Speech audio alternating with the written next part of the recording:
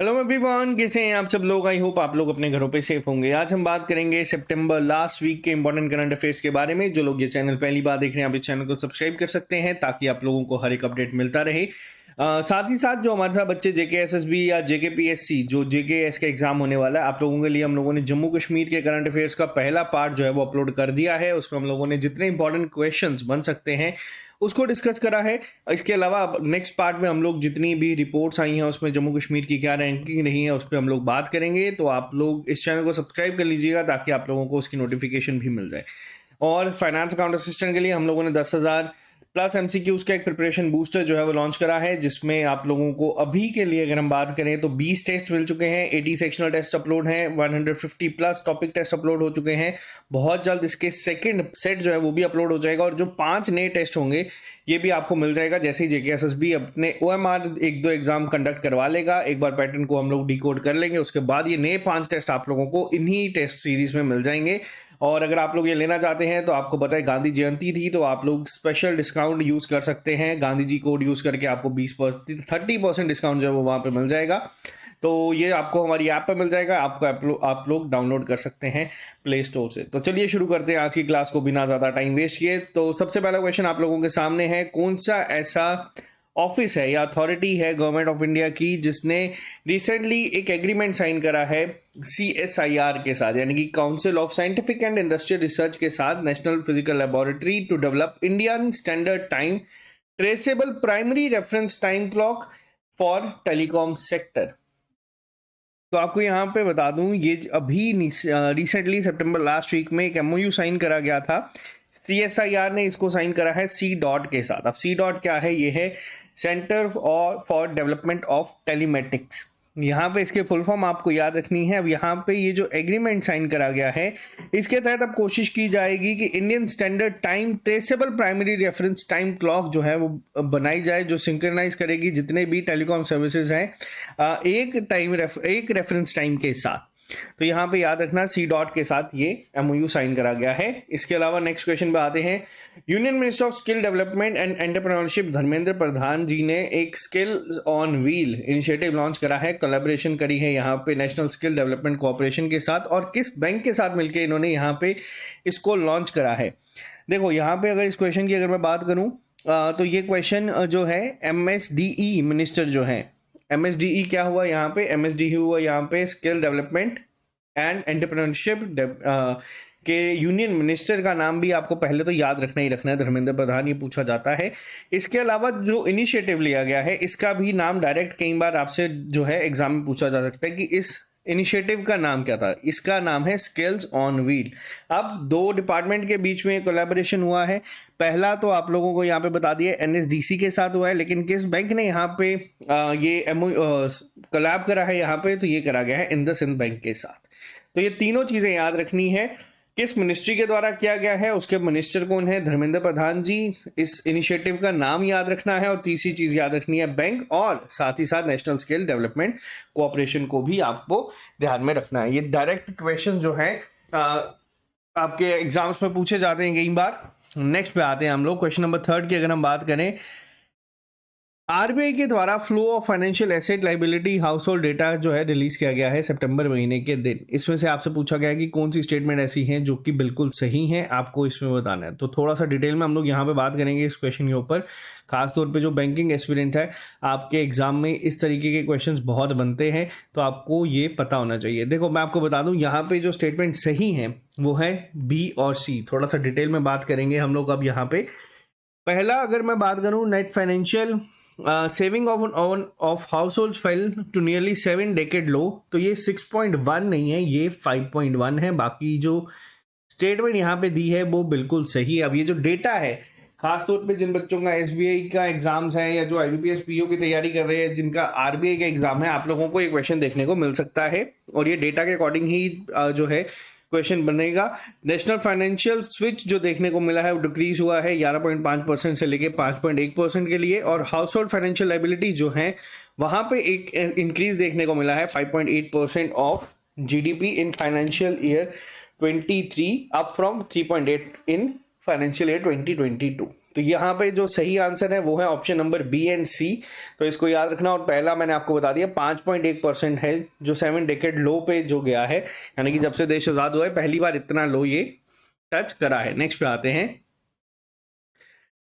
International shooting sport federation के द्वारा जो वर्ल्ड कप कंडक्ट करवाया गया है, इसको पहले तो याद रखना है कि कहाँ पे हुआ है। ये हुआ है रियो डी जेनेरियो में, जो कि आपका ब्राजील में है। ब्राजील न्यूज में था क्योंकि यहाँ पे अब आपकी जो G21, पहले इसको G20 के नाम से जाना जाता था, अफ्रीकन यूनियन, अब यहाँ पे एक और ऐड हो चुकी है।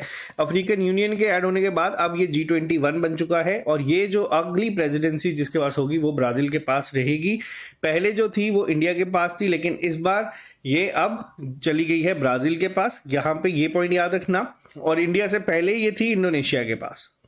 और G20 में मैंने आपको बताया है क्वेश्चन बनेगा ही बनेगा, फिर वो किसी भी तरीके से बन सकता है।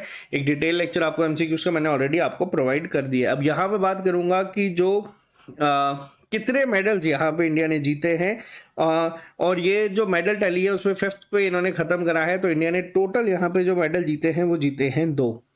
ठीक है, इंडिया ने 2 यहाँ पे मेडल जीते हैं। आपको ये दोनों मेडल्स किसके द्वारा जीते गए हैं ये याद रखना है। इन 2 में एक आपका गोल्ड मेडल था और एक आपका सिल्वर था। जब ज़्यादा मेडल्स होते हैं तब आपको याद नहीं रखना होता, बट जब मेडल टोटल कम होते हैं, टोटल कितने शूटर्स जो थे वो इंडिया से गए थे पार्टिसिपेट करने के लिए, तो टोटल 16 गए थे, जिसमें 2 जो है वो मेडल टैली में आए हैं। सबसे पहला नाम याद रखना वो है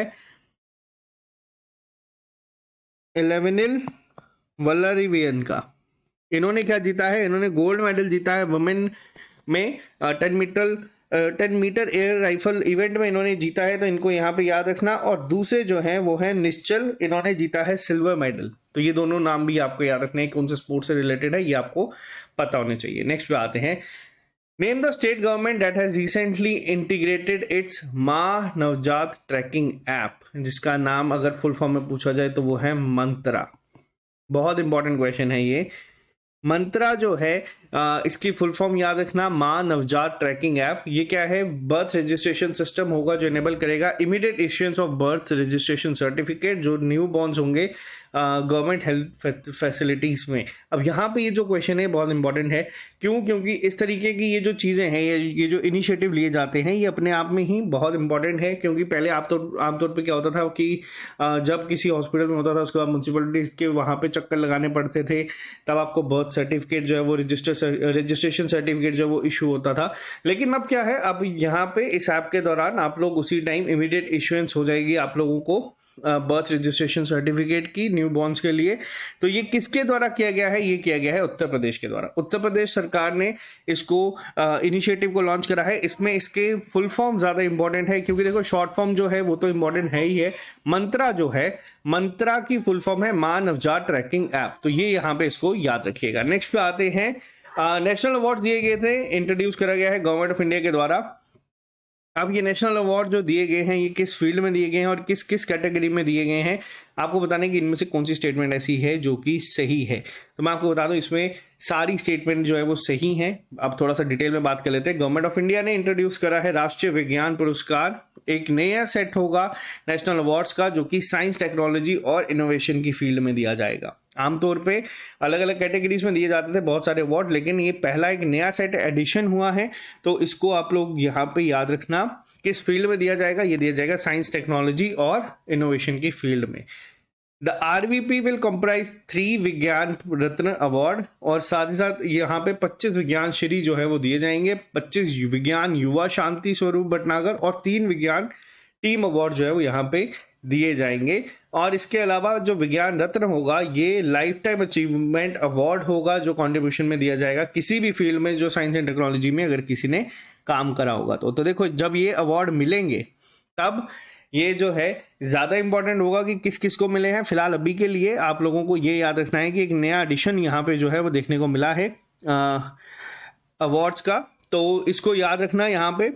ठीक है, नेक्स्ट पे आते हैं हम लोग, नेक्स्ट क्वेश्चन पे चलते हैं। कौन सी इंडियन नेवल शिप है जिसने रिसेंटली कंडक्ट करा है vital mixed gas driving training sessions as part of INSLN DriveX 23 between India and Sri Lanka? तो कौन सी थी इसमें जिसने यहाँ पे इसको पूरा करा है? तो इसका नाम है INS निरीक्षक, इसने अभी कंप्लीट करा है अपनी ये ट्रेनिंग को। तो किसके साथ की है ये INSLN जो है, ये भी याद रखना। ये SLN तो चलो याद आप लोग ऑप्शन से भी कर सकते हैं, श्रीलंका यहाँ पे होगा, बट किस शिप ने करा है इसको आपको याद रखना है। ये किस पॉलिसी के अंडर, अगर मैं पूछूं कि ये हम लोग जो एक्सरसाइजेस करते हैं ये किस में आती है, ये किसका भी नाम है इस पॉलिसी का, इसका नाम है नेबरहुड फर्स्ट। बहुत सारे लोगों को ये नहीं पता होगा, ये हम लोग नेबरहुड फर्स्ट पॉलिसी के तहत यहाँ पे जो है काम करते हैं, तो इसको याद रखिएगा। नेक्स्ट पे आते हैं, मेटा ने अनाउंस करा है UPI interface payments for WhatsApp business in India. कौन सी कंपनी होंगी जो कि इसके इनिशियल पेमेंट पार्टनर बनेगी? देखो व्हाट्सएप पे अब आप लोग चैनल्स भी देख सकते होंगे कि बहुत सारे जो चैनल्स हैं आप लोगों को देखने को मिल चुके हैं। जैसे टेलीग्राम पे चैनल होता है, SSS का भी है, आप लोग उसको डाउनलोड कर लेना, वहाँ पे बहुत सारी PDF जो है वो आपको मिल जाती हैं। वैसे ही अब एक व्हाट्सएप पे भी चैनल्स का फीचर ये लेके आए हैं, लेकिन उसी के साथ साथ मेटा ने जो है UPI पेमेंट्स जो है वो भी व्हाट्सएप पे जो है लॉन्च कर दी हैं। अब इस पे इनके इनिशियल पार्टनर्स अगर पूछे जाएंगे कि कौन से थे जब इन्होंने ये लॉन्च करा था, तो उसमें आपको याद रखना है इनिशियल पार्टनर्स के बारे में। इनिशियल पार्टनर्स इसके जो थे वो 2 थे बेसिकली। तो वो दोनों कौन कौन से थे? एक तो था रेजर पे और एक है यहाँ पे पेयू। तो दोनों याद रखना। और पेपर में ये भी पूछा जा सकता है कि चैनल के रिसेंट फीचर किसने लॉन्च करा है, तो वो व्हाट्सएप के द्वारा लॉन्च करा गया है, तो इसको भी आपको पता होना चाहिए। नेक्स्ट पे आते हैं, अगर हम बात करें नेशनल मेडिकल कमीशन की, NMC की, इंडिया ने अवार्ड करा है recognization status by the world federation for medical education. ये कितने साल के लिए जो है कंसीडर किया जाएगा और इमीडिएट इफेक्ट के साथ ही शुरू कर दिया गया है? तो यहाँ पे आपको बता दूं, जो national medical commission of India ने रिकॉग्नाइजेशन स्टेटस दिया है world federation for medical education को, तो ये जो है ये 10 साल के लिए जो है कंसीडर किया जाएगा, तो इसको यहाँ पे याद रखिएगा। नेक्स्ट पे आते हैं, इसका आंसर आप लोगों के सामने पहले ही आ चुका है, बट ये क्वेश्चन बहुत इंपॉर्टेंट होगा क्योंकि जितने भी आपके ऑब्ituaries होती हैं, खास तौर पे अगर वो बात करूं आपके किसी पर्टिकुलर एक फील्ड से बिलोंग करती है, जैसे हमारे आर्ट एंड कल्चर से बिलोंग करती है, तो वो बहुत इंपॉर्टेंट हो जाती हैं।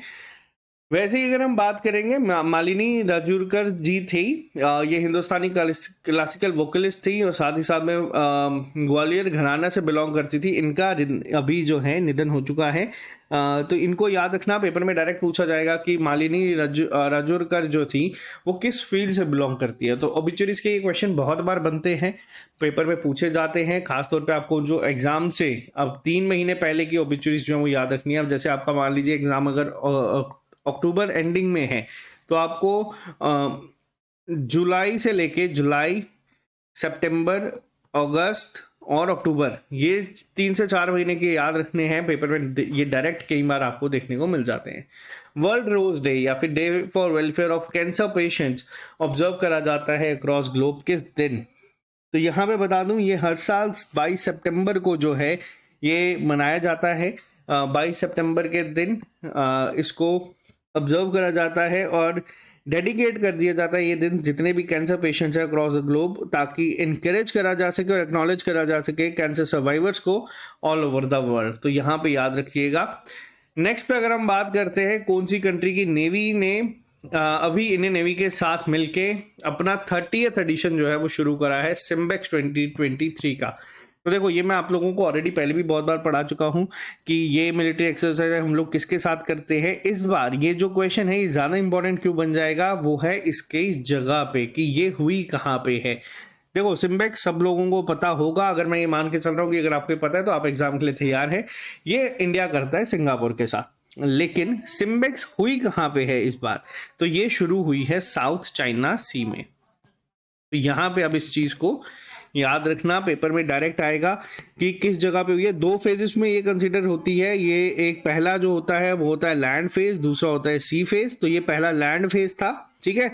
सी फेज में क्या होता है, सी फेज में नेवीज जितनी भी हैं वो इंगेज करती हैं, काफ़ी सारी नेवल ड्रिल्स होती हैं, इसमें एंटी सबमरीन वॉरफेयर की तरह से यहाँ पे कंडीशंस बनाई जाती हैं, लाइव वेपन फायरिंग होती हैं। और लैंड फेज की अगर बात करूँ तो यहाँ पे टेबल टॉप एक्टिविटीज़ होती हैं, प्लानिंग होती है कि मीटिंग्स होती हैं, तो लैंड फेज में क्या होता है, लैंड फेज में जो ऑफिशियल्स हैं, मान लीजिए वो मीटिंग होगी कि कल को कुछ हो जाएगा तो किस तरीके से होगा, तो एक तो यहाँ पे इस तरीके की आ जाती है एक्सरसाइज, एक आपकी आ जाती है सी फेज। सी फेज में एक्चुअल में उस सिनेरियो में चीजें लेके आई जाती हैं, मिसाइल्स लॉन्च करी जाती है, बहुत सारी चीजें यहाँ पे होती हैं, तो 2 फेजेस में कंडक्ट करवाई जाती है। तो इसको यहाँ पे याद रखना। कौन सी इंडियन शिप्स हैं जो इसमें पार्टिसिपेट करेंगी, तो 3 करेंगी। तीनों के नाम याद रखना जरूरी नहीं है, बट आपको पता होने चाहिए। पहला है रणविजय, INS रणविजय, दूसरा है INS कावराती, और तीसरा है यहाँ पे सिंधु केसरी, INS सिंधु केसरी। तो तीनों के नाम आप लोग यहाँ पे याद रखना। नेक्स्ट पे आते हैं हम लोग। अभी राजभाषा कीर्ति पुरस्कार जो है सितंबर महीने में दिया गया था। हिंदी डे कब मनाया जाता है, इंडियन हम लोग नेशनल हिंदी डे कब ऑब्जर्व करते हैं, ये आप लोगों का होमवर्क है, कमेंट बॉक्स में लिख के बताना। ये मैंने आप लोगों से पहले भी पूछा था और आपको भी पिछले करंट अफेयर्स में पढ़ाया है, तो अब ये आपका टेस्ट है। अगर मैं इस क्वेश्चन की अगर यहाँ पे बात करूँ तो इस क्वेश्चन का जो आंसर है करेक्ट पूछा गया है, तो इसमें पहला और दूसरा ऑप्शन जो है वो बिल्कुल सही है, तीसरा ऑप्शन यहाँ पे गलत है। पहला क्या है, department of pension pensioners welfare DOPPW को यहाँ पे रिकॉग्नाइज करा गया है बेस्ट परफॉर्मिंग डिपार्टमेंट का के तौर पे, और ये लगातार दूसरे कंसेक्यूटिव ईयर में जो है इसको ये अवार्ड से सम्मानित किया गया है। इसके बाद CAG की अगर बात करें, controller and auditor general of India, इन्हें अवार्ड करा गया है outstanding implementation of official language policy in ministry departmental category with more than 300 personal. अब यहाँ पे ये दोनों याद रखने हैं आपको पेपर में। ये जो कैटेगरीज हैं खासतौर पे किस कैटेगरी का पूछा गया है ये पता होनी चाहिए कि लेस देन 300 है या मोर देन 300 है। अब लेस देन 300 में मिला है DOPPW को, PPW को, और मोर देन 300 में ये मिला है CAG को। तो ये दोनों आपको याद रखने हैं पेपर में। ये कंफ्यूजन के लिए क्वेश्चन बन सकता है बट आपको पता होना जरूरी है। नेक्स्ट पे आते हैं हम लोग। राज्यसभा ने अभी कुछ स्टेप्स लिए हैं, तो इनमें से कौन से स्टेप्स ऐसे हैं जो कि बिल्कुल सही होंगे, तो आपको बता दूं यहाँ पे तीनों जो ऑप्शन है वो बिल्कुल सही हैं। क्या क्या है, जो वाइस प्रेसिडेंट ऑफ इंडिया है, जिन्हें एक्स ऑफिशियल चेयरमैन भी कहा जाता है राज्यसभा का, जगदीप धनखड़ जी, इन्होंने रिकॉन्स्टिट्यूट करा एक पैनल जिसमें वाइस चेयरपर्सन जो होंगे with 8 other member panel with 50%, जिसमें 4 मेंबर जो होंगी वो वुमेन पार्लियामेंटेरियंस होंगी। तो यहाँ पे पहली चीज ये हुई है, जो 4 नई वुमेन वाइस चेयरपर्सन होंगी वो कौन कौन सी है, इनके नाम आपको याद रखने हैं, मोस्ट इंपॉर्टेंट है ये। कांता कर्दम है जो उत्तर प्रदेश से है, सुमित्रा बाल्मिक है जो कि मध्य प्रदेश से है, ममता मोहंता है जो उड़ीसा से है, और गीता अलियास है जो कि उत्तर प्रदेश से है। गीता जिन्हें या फिर चंद्र प्रभा के नाम से भी जाना जाता है। तो ये जो है ये कहाँ से हैं, ये उत्तर प्रदेश से। और नेक्स्ट अगर लास्ट की बात करूं, जो हमारे वाइस प्रेसिडेंट हैं, इन्होंने एक और 13 वुमेन के पार्लियामेंटेरियंस जो है इन्हें जो है कॉन्स्टिट्यूट करा है पैनल, जिसमें वाइस चेयरमैन जो होंगे यही होंगे। तो यहाँ पे ये तीनों पॉइंट जो बिल्कुल सही है, तो इसको याद रखिएगा। नेक्स्ट पे आते हैं, किसे अपॉइंट करा गया है 14 director of Bhabha atomic research centre. देखो ये जो ऑर्गेनाइजेशंस होती हैं बहुत इंपॉर्टेंट होती हैं। रिसेंटली किसे अपॉइंट करा गया है, तो ये किया गया है विवेक भासीन जी को। विवेक भासीन जी जो हैं भाभा एटॉमिक रिसर्च सेंटर के जो हैं अब डायरेक्टर होंगे। एक क्वेश्चन वापस से रिपीट कर रहा हूँ, ये पहली बार हो रहा है कि सिंगल क्वेश्चन मैं लगातार तीसरी बार यहाँ पे रिपीट कर रहा हूँ आप लोगों के होमवर्क के तौर पे, और ये बार बार रिपीट करने का एक ही मकसद है क्योंकि ये क्वेश्चन आपको पेपर में आएगा। आपको मेरे को बताना है कि इंडियन रेलवेज की इस समय CEO कौन बनी है। ये मैं लगातार अपने तीसरे लेक्चर में रिपीट कर रहा हूँ। होमवर्क इसलिए देता हूँ क्योंकि होमवर्क आप लोगों का थोड़ा सा होता है, क्योंकि ऐसे डेटा यहाँ पे अगर मैं ही शेयर करूंगा तो वो कहीं ना कहीं चीजें ना दिमाग में आती हैं और निकल जाती हैं। अगर आपको होमवर्क दे रहा हूँ लगातार दे रहा हूँ तो आपको भी थोड़ा सा एहसास होगा कि क्वेश्चन क्यों इतना इंपॉर्टेंट होगा। और ये पहली बार बनी है, फर्स्ट विमेन बनी है CEO, तो ये आपको याद रखना ही रखना है। नेक्स्ट पे अगर हम बात करते हैं, एक नई स्पीशीज मिली है मैरीन टर्डिग्रेड की, जिसको क्या का नाम दिया गया है, इसको नाम दिया गया है बैटिलिपिस कलामी, जो कि डॉक्टर APJ अब्दुल कलाम के नाम के ऊपर रखी गई हैं। ये कहाँ पे फाइंड हुई हैं, कहाँ पे आइडेंटिफाई हुई हैं ये, तो पहला क्वेश्चन तो आपको ये है। चलो आप लोग नाम से मेरे को देख के बता दीजिए कि आपको क्या लगता है कि कहाँ से होगी। देखते हैं कितने बच्चे ऑप्शनल अप्रोच से भी अगर जाएंगे तो इसको सही कर सकते हैं। नाम से जहां तक मुझे लग रहा है वो है साउथ एशियन के अंदर साउथ इंडियन जगह पे हो सकता है। अब आप लोग देखेंगे नाम तो आपको सब जो है वो साउथ इंडियन ही देखने को मिलेंगी, तो आपको मैं बता देता हूँ ये तमिलनाडु में जो है वो पाई गई है। नेक्स्ट पे आते हैं, Who authored the book Nation Calling, Holistic Approach for Union Public Service Commission Civil Services Examination that was launched by the Union Minister of Earth Sciences किरण रिजिजू। तो यहाँ पे जो नेशन कॉलिंग ये एक होलिस्टिक अप्रोच जो है वो की गई है यूपीएससी सिविल सर्विस एग्जामिनेशन के लिए। तो वो ये जो बुक है ये एक बुक सेरेमनी थी, इसको जो है किसके द्वारा लिखा गया है, तो किसके द्वारा इसको किया गया है, इसको लिखा गया है सोनल गोयल जी के द्वारा, जो खुद में ही आईएएस है, आप इनको यहाँ पे देख सकते हैं। नेक्स्ट पे आते हैं हम लोग, फर्स्ट एडिशन हुआ है भारतीय प्रकाश स्तंभ उत्सव का, यानी कि इंडियन लाइट हाउस फेस्टिवल का, और इसको आप लोग मोस्ट इंपॉर्टेंट मार्क कर दीजिएगा, क्योंकि देखो फर्स्ट एडिशन है, अपने आप में पहली बार इस तरीके का कोई एक इवेंट हो रहा है, तो आपको मैंने पहले भी बताया ये पेपर में पूछा जाता है। तो यहाँ पे अगर मैं बात करूँ, ये जो India first light house festival है ये कहाँ पे हुआ है, तो देखो ये हुआ है गोवा में। बहुत इंपॉर्टेंट क्वेश्चन है, आज के जितने भी क्वेश्चन अभी तक हम लोगों ने डिस्कस करे हैं उसमें ये सबसे इंपॉर्टेंट है, तो इसको याद रखना। इसके अलावा नेक्स्ट क्वेश्चन जो है वो भी बहुत इंपॉर्टेंट है, क्योंकि ये भी पहला इंडिया इंडोनेशिया ऑस्ट्रेलिया एक ट्रायलैटरल मैरीटाइम एक्सरसाइज हुई थी। अब ये जो एक्सरसाइज हुई है, अब यहाँ पे क्वेश्चन बनता है कि यहाँ पे इंडिया की तरफ से कौन सी शिप ने, नेवल शिप ने पार्टिसिपेट करा। देखो फर्स्ट एडिशन है तो ये आपको याद रखना ही रखना है, इंडिया इंडोनेशिया और ऑस्ट्रेलिया के बीच में ये जो है एक्सरसाइज कंडक्ट करवाई गई है। अब यहाँ पे अगर मैं बात करूँ इस एक्सरसाइज में कौन सी शिप ने पार्टिसिपेट करा था, तो वो है आईएनएस सह्याद्री। आईएनएस सह्याद्री जो है उसने यहाँ पे पार्टिसिपेट करा था। और अगर हम बात करें ऑस्ट्रेलियन शिप की, तो कि ऑस्ट्रेलियन नेवी को किस नाम से जाना जाता है, तो देखो ऑस्ट्रेलियन नेवी को जाना जाता है रॉयल ऑस्ट्रेलियन नेवी के नाम से,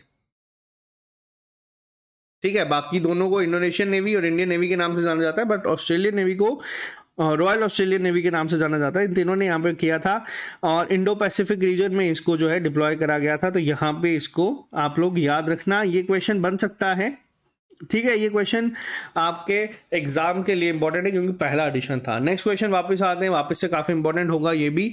अभी रिसेंटली कुछ विलेजेस ऐसे हैं जिन्हें सिलेक्ट करा गया है as a best tourism village के रूप में मिनिस्ट्री ऑफ टूरिज्म के द्वारा। तो इनमें से कौन से ऐसे थे जिन्हें की सिलेक्ट करा गया है, बताइए।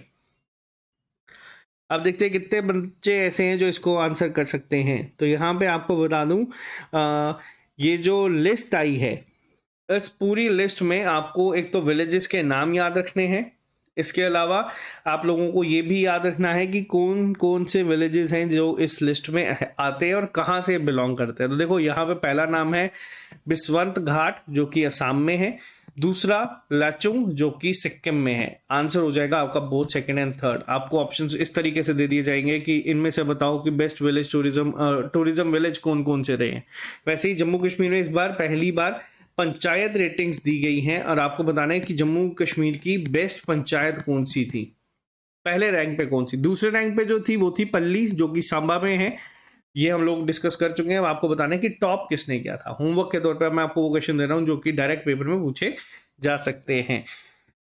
कौन एक ग्रुप ऑफ आर्कियोलॉजिस्ट जो हैं इन्होंने रिसेंटली डिस्कवर करा है एविडेंस की दुनिया का जो ओल्डेस्ट वुडन स्ट्रक्चर है, और इसको जो अगर इसकी पूछा जाएगा कि डेट कब की है तो ये 4,76,000 साल पुराना कहा जा रहा है। ये कहाँ पे मिला है, तो ये मिला है जाम्बिया में। तो ये भी याद रखना, ये इस तरीके के क्वेश्चन कई बार पूछे चले जाते हैं एग्जाम में।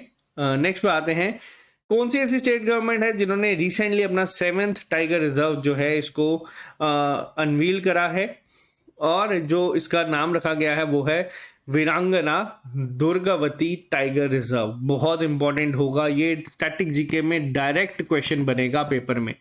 आपको पेपर में सीधा सीधा ये दिया जाएगा कि वीरांगना दुर्गावती टाइगर रिजर्व कहाँ पे है, तो ये आपको बता दूं ये मध्य प्रदेश में है। डायरेक्ट क्वेश्चन बनेगा, मोस्ट इंपॉर्टेंट, आप लोग इसको मार्क कर दीजिएगा। Economic freedom of the world EWS की ईएफडब्ल्यू की एक एनुअल रिपोर्ट आई है जिसको रिलीज करा गया है फ्रासर इंस्टीट्यूट के द्वारा। अब कौन सी कंट्री ऐसी है जिसने हांगकांग को सरपास कर दिया, पीछे छोड़ दिया है और दुनिया की पहली फ्रीएस्ट इकोनॉमी बन चुकी है विद रेटिंग ऑफ 8.56, और इंडिया का क्या रैंक रहा है इस इंडेक्स में? तो देखो यहाँ पे हांगकांग को पीछे किया है सिंगापुर ने और इंडिया का रैंक यहाँ पे रहा है 87th। तो ये जो रिसेंट इंडेक्स आ रहे हैं इसको आपको याद रखना है। इसके अलावा मैंने आप लोगों को 6 महीने के इंडेक्स जो है वो पढ़वा दिए हैं पहले भी, बट आपको इन दोनों को अब ध्यान में रखना है। नेक्स्ट पे आते हैं, कौन सी पर्सनालिटी ऐसी है जिसने रिसेंटली 3rd इंडियन साइंटिस्ट बनी है जिन्हें नॉर्मान ई बोरलॉग अवार्ड मिला है रिसर्च की फील्ड में और एप्लीकेशन में। तो ये हम लोगों ने अपने इंस्टाग्राम पे भी पोस्ट करा था। स्वाति नायक इनका नाम है। स्वाति नायक को ये अवार्ड से सम्मानित करा गया है, बहुत प्रेस्टिजियस अवार्ड है और ये तीसरी इंडियन साइंटिस्ट है जिन्हें इस अवार्ड से सम्मानित किया गया है। और कभी भी किसी विमेन को अगर ये इस तरीके का ये एक बड़ा पुरस्कार मिलता है तो वो एग्जाम पॉइंट ऑफ व्यू से काफी इंपॉर्टेंट हो जाता है, तो इसको थोड़ा सा ध्यान में रखिएगा। नेक्स्ट पे आते हैं, कौन सी कंट्री ऐसी है जिसने टॉप करा है ग्लोबल क्रिप्टो अडॉप्शन इंडेक्स में, जो कि चेन एनालिसिस के द्वारा रिलीज करा गया है। अब यहाँ पे ऑप्शंस को अगर आप लोग देखेंगे तो थोड़ा सा आप लोगों को भी जान के हैरानगी होगी कि यहाँ पे टॉप किसके द्वारा किया गया है। तो ये टॉप किया है इंडिया ने यहाँ पे टॉप करा है इस ग्लोबल क्रिप्टो अडॉप्शन इंडेक्स को। आमतौर पे आप लोग देख सकते हैं कि अभी भी इंडिया में इतने फ्रीली क्रिप्टो करेंसी को लेके लोग इतना एक्सेप्टेबल नहीं है, बट उसके अलावा भी अडॉप्शन इंडेक्स में इंडिया ने यहाँ पे टॉप करा है।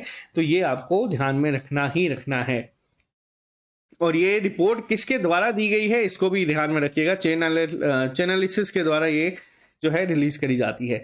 कौन सी कंट्री की आर्मी ऐसी है जिसने इंडियन आर्मी के साथ रिसेंटली 19 एडिशन शुरू करा है एक्सरसाइज युद्ध अभ्यास का? देखो यहाँ पे युद्ध अभ्यास आप लोगों को पता होना चाहिए कि इंडिया किसके साथ मिलके करता है। युद्ध अभ्यास एक्सरसाइज हम लोग करते हैं यूनाइटेड स्टेट्स के साथ मिलके। तो युद्ध अभ्यास आप लोगों को याद रखना है। युद्ध अभ्यास से ज्यादा इंपॉर्टेंट यहाँ पे ये होगा कि ये जो एक्सरसाइज हुई है ये हुई कहाँ पे है, ठीक है। तो यहाँ पे आमतौर पे जो एक्सरसाइजेज होती है एक साल इंडिया में होती है, एक साल बाहर होती है। इस बार ये हुई है अलास्का में, तो यहाँ पे इसका नाम भी याद रखना। अलास्का में ये जो है यूनाइटेड स्टेट्स में ही है, तो वहां पे इस बार ये शुरू हुई है। 25 सितंबर से लेके 8 अक्टूबर तक ये चलेगी और इसकी एक थीम भी थी, तो इसकी थीम को भी आप लोग यहाँ पे जो है वो याद रखना। थीम भी कई बार डायरेक्ट पूछी जाती है क्योंकि आमतौर पे मिलिट्री एक्सरसाइजेज में थीम नहीं होती थी, लेकिन इस बार ये थीम आपको देखने को मिलेगी। वो थी employment of an integrated battle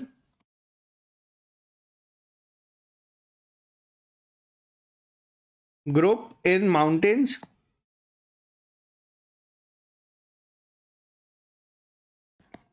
और एक्सट्रीम क्लाइमेट कंडीशंस। तो यहां पे मैं वापस रिपीट करता हूं, employment of integrated battle group in mountain extreme climatic conditions. ये जो है ये अभी रिसेंटली यूनाइटेड स्टेट्स के साथ मिलकर हम लोगों ने शुरू करी है एक्सरसाइज युद्धाभ्यास 2022। इसका जो था, अगर पिछली बार वाला एडिशन था वो कहाँ पे हुआ था, वो उत्तराखंड में हुआ था, चमोली डिस्ट्रिक्ट में। तो एक साल यहाँ होती है, एक साल वहां होती है, बट याद रखना 19th एडिशन था। वाहिदा रहमान जो हैं इन्हें दादा साहब फाल्के अवार्ड दिया गया है फॉर द ईयर 2021। ये कौन सा एडिशन था दादा साहब फाल्के अवार्ड का जिसमें इन्हें दिया गया है? वाहिदा रहमान जो है इन्हें सम्मानित करा गया है यहाँ पे। ये ऑलरेडी पद्मा अवार्डी भी हैं, तो इन्हें 53rd रेसिपिटेंट जो है ये बनी है इस अवार्ड की। तो यहाँ पे इसको याद रखना, काफ़ी इंपॉर्टेंट होगा इस अवार्ड के लिए, क्योंकि Dada Saheb Phalke award top most award माना जाता है इंडियन फिल्म इंडस्ट्री का। तो ये अवार्ड वहीदा रहमान जी को यहाँ पे दिया गया है। नेक्स्ट पे आते हैं, यूनाइटेड नेशन टूरिज्म डे 27 सितंबर को मनाया जाता है। इसकी इस बार थीम क्या थी? तो देखो इस बार इसकी थीम थी टूरिज्म एंड ग्रीन इन्वेस्टमेंट, ठीक है। नेक्स्ट पे आते हैं, नेक्स्ट क्वेश्चन की अगर मैं बात करूं, पहला डोमेस्टिकली बिल्ट सबमरीन जो है लॉन्च करा गया है किस कंट्री के द्वारा, जिसका नाम है हाईकून।